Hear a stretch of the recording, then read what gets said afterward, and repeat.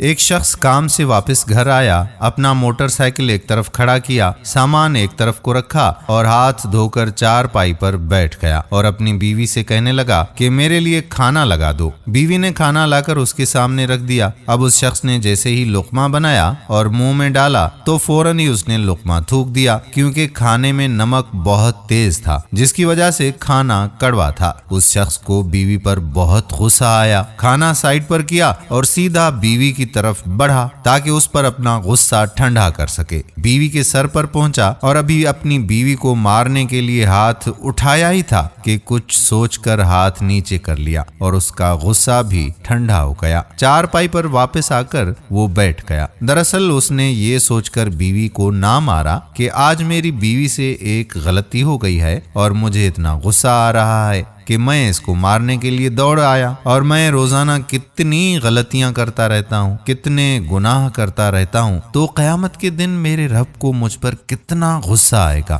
جتنی قدرت میں اپنی بیوی پر رکھتا ہوں، اس سے کہیں زیادہ قدرت مجھ پر میرا رب کریم رکھتا ہے۔ کچھ عرصے کے بعد اس شخص کا انتقال ہو گیا۔ انتقال کے بعد ایک دن اس شخص کی بیوی اس کو خواب میں دیکھتی ہے اور پوچھتی ہے کہ اللہ تعالیٰ نے تیرے ساتھ کیا معاملہ کیا؟ اس شخص نے جواب میں اپنی بیوی کو جواب دیا کہ میں بہت ہی گناہ گار اور سیاہ کار شخص تھا، لیکن اللہ تعالیٰ کو میری ایک نیکی پسند آ گئی۔ بیوی اس سے پوچھنے لگی کہ اللہ کو تیری کون سی نیکی پسند آ گئی؟ تو وہ بیوی کو بتاتا ہے کہ ایک دن تو نے مجھے کھانا دیا تھا اور اس میں نمک بہت زیادہ تھا۔ جیسے ہی میں نے لقمہ منہ میں ڈالا تو مجھے بہت غصہ آیا، میں تیری طرف غصے میں لپکا اور تجھے پیٹنے کے لیے میں نے ہاتھ بھی اٹھا لیا، لیکن اسی لمحے یہ سوچ کر میں نے ہاتھ نیچے کر لیا تھا کہ تیری ایک غلطی کی وجہ سے میں تجھے پیٹنے کے لیے اٹھ گیا، اور میں دن میں کتنی غلطیاں کرتا رہتا ہوں، کتنے گناہ مجھ سے سرزد ہوتے رہتے ہیں، تو قیامت کے دن مجھ پر میرا رب کتنا غصہ کرے گا، اس وقت میں کیا کروں گا؟ یہ سوچ کر میں نے تجھ پر رحم کیا اور تجھے معاف کر دیا۔ میری یہی نیکی اللہ تبارک و تعالیٰ کو بڑی پسند آئی اور میری اسی نیکی کی وجہ سے اللہ تعالیٰ نے بخشش فرمائی ہے۔